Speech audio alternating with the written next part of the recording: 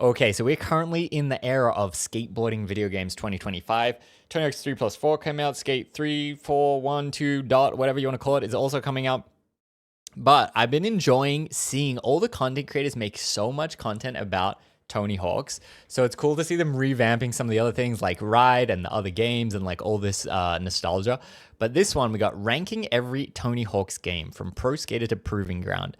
I previously did a stream where I played all the games in one hit, which was really fun. So I feel like I have good insight to remember which game I rank where. So I'm kind of curious to see how this plays out. 3 and 4 remake just around the corner this summer. I was on a mission to beat every mainline Tony Hawk game in release order leading all the way up to the release of the new remake.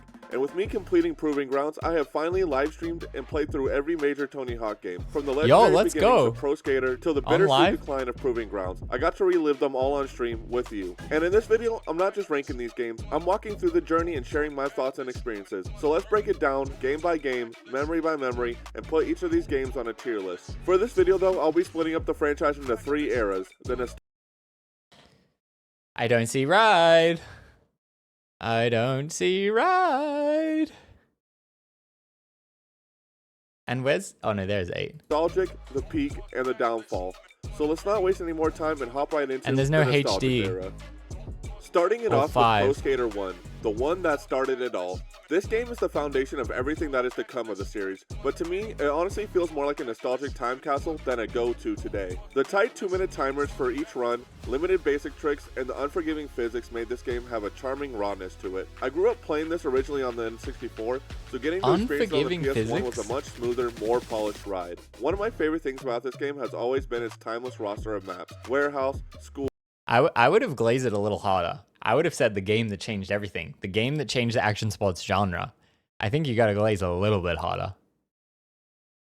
Hip Gamer, you really like his THPS series? What is it, like? Mall reigns supreme over 90% of the catalog. Some may call it a nostalgia bias, I just call it pure, well-crafted level design. The maps are relatively compact, yet there's so much to do in each one, especially when you're up against the clock in the career mode. But anytime I wanted to hop back into free skate, I always gravitated back to these classics. They're a perfect blend of challenge, creativity, and pure fun. The downsides to this game though, were there's no manuals and no reverts, so the combo potential is super limited. Bro, you can't critique the first game for inventing everything, saying, whoa, they didn't invent manuals yet. Like, what? That's not a valid criticism. In number 2, you should say, hell yeah, they added manuals. You can't say, well, number 1 didn't have manuals. That's not acceptable. It's arcade purity, but it hasn't aged as well as the others. I personally am not much of a fan of the time-based approach to these games, but as an arcade-style game, I can respect and enjoy the concept of replayability it provides. People may be disappointed in this ranking, but Pro Skater 1 is going to kick off this tier list with a solid C tier. Bruh. Alright, if I'm doing my own tier list, I'm putting in S. It has honorary status for beginning it all, starting it all. The saving grace of this game was the map selection and killer soundtrack, but when held against the catalog, its age limitations hold it down lower in the rankings. Pro Skater 2 is where Tony Hawk went from pretty good to an early childhood phenomenon. The first game walked, this one sprinted. Manuals were finally introduced here, letting you connect tricks and combos in ways that we hadn't previously been able to do, and suddenly high scores started to skyrocket. The level design... Wait, did this one have revert to manual? I think this one just had manual, and then revert to manual was 3, if I recall. But I could be wrong. Pro Skater 2 is just as iconic as the previous one. From School 2 to Venice Beach and even Philadelphia, each spot felt crafted to maximize flow, letting players piece together huge lines and find hidden gaps that kept us exploring for hours. I would say a big draw of this one that made it the most, I think 2 is very iconic, maybe slightly more than 1, because it became more of a meme, it's more fleshed out. And then the soundtrack too. I think Tony Hawk's 2 soundtrack is the peak of when you think of Tony Hawk's soundtrack. I think 1 was good, but 2 was like peak in my opinion. Skateboarding. Nothing more, nothing less. The addition of Create a Skater and Park Editor meant you could put yourself in the game and build your own dream skate spot. It struck a perfect balance between challenge and creativity, which is exactly what the series was needing going forward. I don't have much else to say about this game other than Pro Skater 2 is a classic pure Tony Hawk at its finest. It's a huge step forward from its predecessor and a big piece of what made the franchise a household name. It's not really a huge step forward. It just added manuals and it was more of the same. The thing is as the saying goes, roses are red, violets are blue. Hawk's Pro Skater 2. We're flexing on the new microphone. I think, damn, I guess, man, I want to put that in S as well. We put 1 in S, we're going to put 2 in S. Dude, S is going to get full. This is mine versus his. Shit, we got a blank spot now.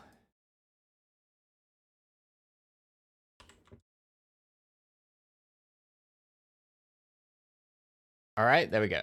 Spot in the B tier.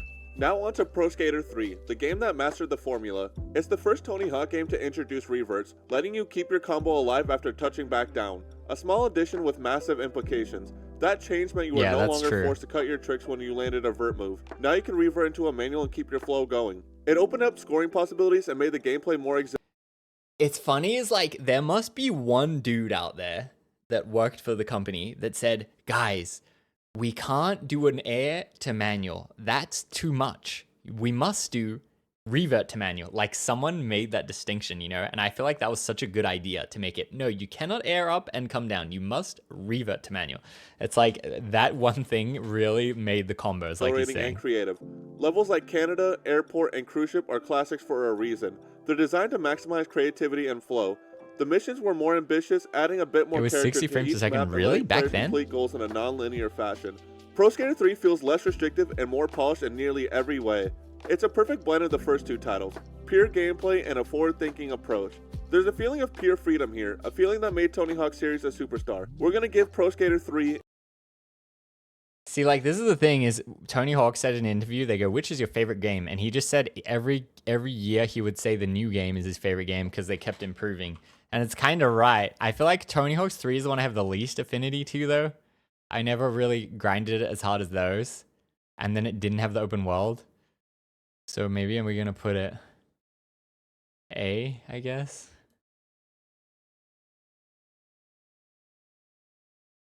An A tier. But the peak of this era was truly Pro Skater Superstar. We're gonna give Pro Skater 3 an A tier. But the peak of this era was truly Pro Skater 4. It dropped the 2-minute timer altogether in career and let you explore at your own. Did it drop the 2-minute timer? Are we sure? Are we misremembering? Are we misremembering that it dropped the 2-minute timer and opened the open world? I can't remember. Is that what happened? Wait, are we sure? That doesn't sound right. Is that really what happened? Instead of being rushed to complete goals, you can find missions organically by interacting with NPCs, adding a small spark of story and context to a previously pure arcade with voice acting? This that doesn't sound right either. Much more alive. Levels were massive and filled with it made the world feel alive? That doesn't sound right.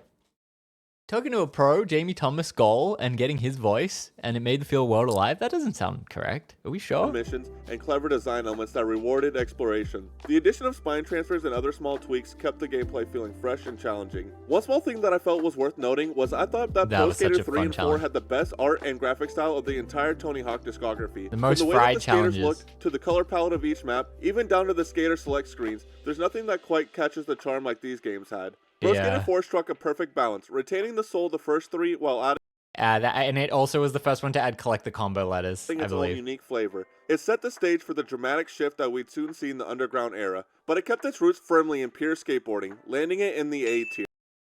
Man, where am I gonna put this? I gotta put this higher than... I gotta put it higher than 3. This is hard. This is actually harder than I thought. It has to be above 3.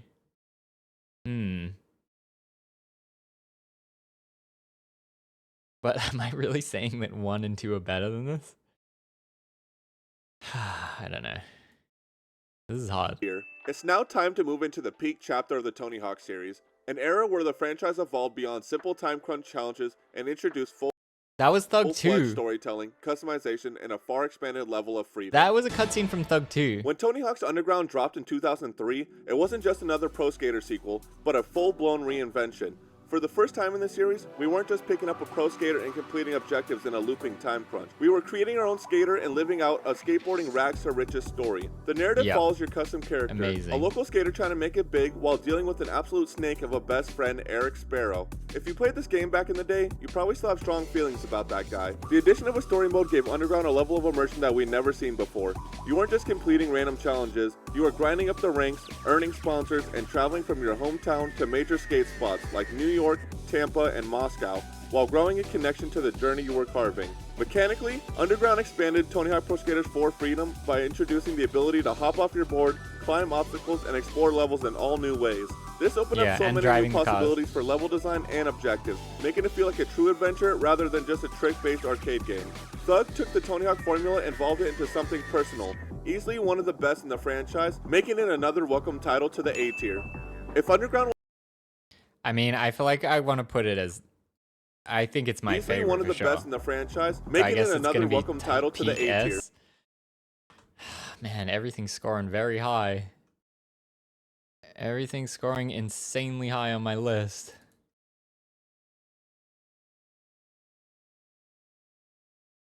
Can we move these down? Barely.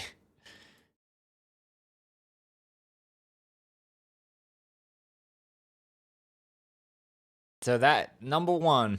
Yeah, I guess I'm good with that.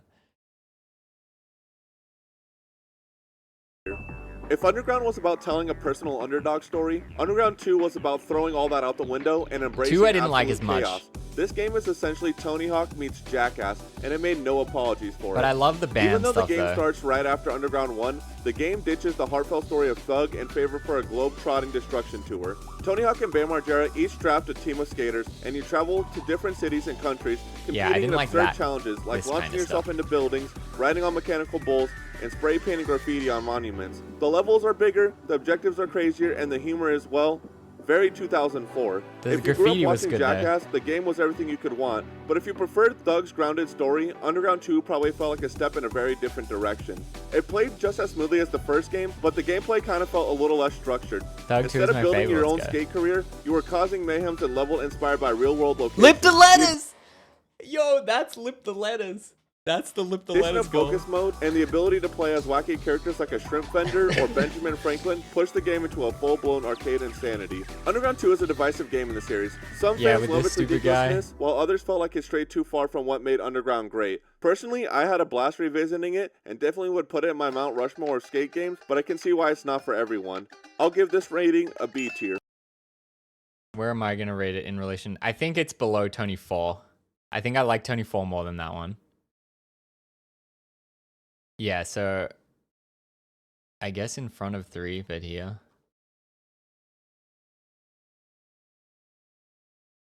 Man, this is hard though. I feel like I love them all so much that it's like it's hard to distinguish. I guess, and then the new age ones are just going to be in the trash. American Wasteland is the one that gets slept on though from this era.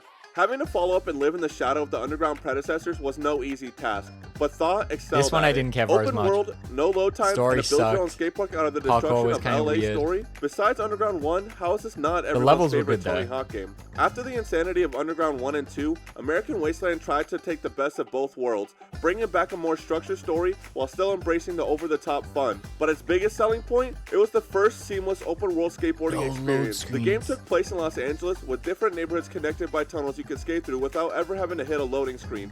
At the time, this was a huge deal. The idea of an open world skating game sounded like a dream come true. While the world wasn't that massive, the game still had some incredible spots, including Hollywood, Beverly Hills, and Santa Monica. The trick system is refined, BMX bikes were introduced for some extra variety, and the story revolved around building a legendary skate park by collecting pieces from around LA, which is the coolest concept ever, and I would have killed to see a movie adaptation of this game, because I'd love to see the skate ranch built in real life. Yeah, the BMX mission... I don't know. The guy in jail and he's building the thing. I feel like the story was kind of weird. I feel like Thug's story was ultimate. The Thug 2 with Bam was good as well. I feel like this one was just kind of like, you know, there's no pros or anything. It's just all these random dudes. Random like has-been fake pro. I didn't really like it as much. Just may have felt unnecessary. Gathering the pieces of the park. Yeah, that was. I guess that was kind of cool. There's something charming it didn't about quite hit the same DIY with this stupid even guy. If the execution wasn't perfect. With that said, it still delivered some of the best skating in the franchise, making it my personal top S tier. Bro, what? You glazing that one, but not Thug 1? Get out of here.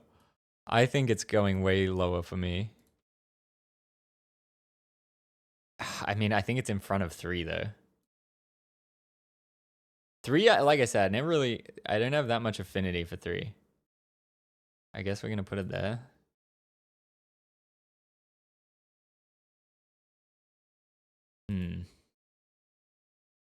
Kind of like the punk rock. Nah, see, I kind of didn't like the punk rock aesthetic.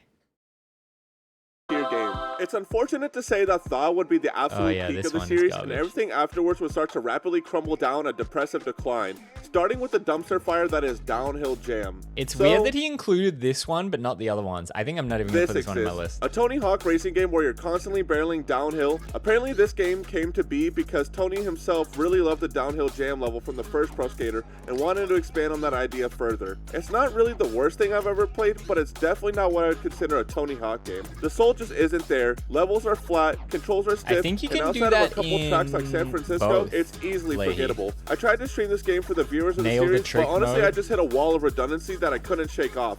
It's the same thing. I didn't play that much of Proving Ground because my emulator was glitching. And if you try to switch your characters, there's no cross progression, so you have to do it all over with each character. Fuck that. We're throwing this game at the bottom of the list with a deserving F and just moving on to the next. Project 8 was supposed to be the return to form and back to pure skateboarding after the wild detour of Underground and American Wasteland, but it fell a little flat. The game tried adding a realistic twist with the Nail the Trick feature, letting you control your feet directly in a slow-mo fashion. This wasn't, it's kind of lame and stupid, but it wasn't the worst thing ever. I think it was worth trying. I could see why they tried this. At first, it seemed like a clever addition, I like the slow-mo trick thing. Yeah, I didn't hate it that much. It disrupted the flow we fell in love with in the first place. And had they not put so much of a focus... It was like, you could see how someone would do the Nail the Trick and then invent Skate 1. Be like, actually, let's control the board with the thumbstick. That's kind of like the predecessor to that. Feature, I think the energy could have improved a lot of other features in this game. The story was another starting from zero and attempting to break into Tony's elite Project 8 team. It seemed promising, but the story was kind of lame. Missions and uninspiring level design. The world just felt less alive, more barren, and the magic that made the previous titles great just wasn't there. I have a love-hate relationship with the graphic direction of this game because I love the PS3 era of graphics and the attempt of a more realistic-looking game. However, there's just something about the peak era of the Tony Hawk games that just set the standard of looks that I couldn't stray away from. Project 8 isn't a bad game by any means. It's serviceable, but it highlights a franchise losing its way. Even the Tony Hawk was animation pure, looks weird. fast-paced creativity, not cinematic tricks and slow-motion gimmicks. I'm not going to flush away this game entirely for an F tier. I think it's well deserving of the middle-of-the-road C tier. Yeah, I think I'm rating it pretty low, but not the very lowest. We'll put it as it's all right. Like that. It has nothing to do with any of these. I would rather play 3 than that for sure. And finally, we have reached the final game besides the 1 and 2 remake. Proving Ground was a tough one. It tried to blend all the best elements from the previous game's story, tricks, and exploration, but instead it ended up feeling unfocused and messy. The game introduces 3 different career paths you can pursue: hardcore, rigor, or career, adding some roleplay-like elements to the formula. But these paths felt shallow and uninspiring, failing to add much depth or replayability. Proving Ground's level design also kind of felt uninspired. The missions were often frustrating, and the controls felt... Whoa! Didn't Andy THPS make the level for this? But these paths felt shallow and uninspiring, failing to add much depth or replayability. Proving Ground's level design also kind of felt uninspired. The mission... Andy! Come for this man, Andy. Fight back, Andy. How dare he? How dare you? He missed THPS 2x. Yeah, he missed HD 2x and 5, right? Maybe I gotta redo all of them and really play every single one. To add much depth or replayability. Proving Ground's level design also kind of felt uninspired. The missions were often frustrating, and the controls felt less precise, with heavy and awkward physics that made it not as satisfying as in the classics. Now. The feeling of flow and creativity that defined this series seemed all but gone here. It's a shame, because you can see the potential of the team trying to make something ambitious, but it fell short in nearly every department. Proving Ground feels more like a collection of ideas than a finished game. The ending came so abruptly in my stream, I wasn't even expecting for the credits to roll when they did. But maybe that's just how the series was meant to go, out with a whisper and an honest rating of a D tier game. Below Downhill Jam? Damn. Well, see, this one I didn't actually get to play through the full campaign when I was doing my stream because the emulator died. We probably only played for like a few hours, honestly, so I don't even have a really good rating. But I guess, is it below 8? I don't know. It's probably comparable. So where exactly does that leave the Tony Hawk series? Somewhere between legendary and lost. The early games, especially the Thugs, No THPS mention of 3 Ride. and 4, and American Wasteland are greatest. absolute classics. They hold up, they're fun, and they remind you why skateboarding games mattered in the first place. The later games had some good ideas, some misfires, but nothing ever quite recaptured the magic. Thank you guys for watching, and a major shout out to everyone who tuned in during the live stream playthroughs. This series was a total passion project for me, and revisiting these games reminded me why I fell in love with skateboarding games in the first place. I'm not sure which game series I thought he was gonna say skateboarding, but yeah, I like how he adds the games. I'm gonna do next, but if you have any suggestions, leave them down in the comments. All right, let's give him a nice comment. Sick video, thanks. Shout out to this guy. That was fun. That was well made. Even though he disrespected Ride, it's okay. I feel like you have to say, "Yo, Ride. Ride is where it all went wrong."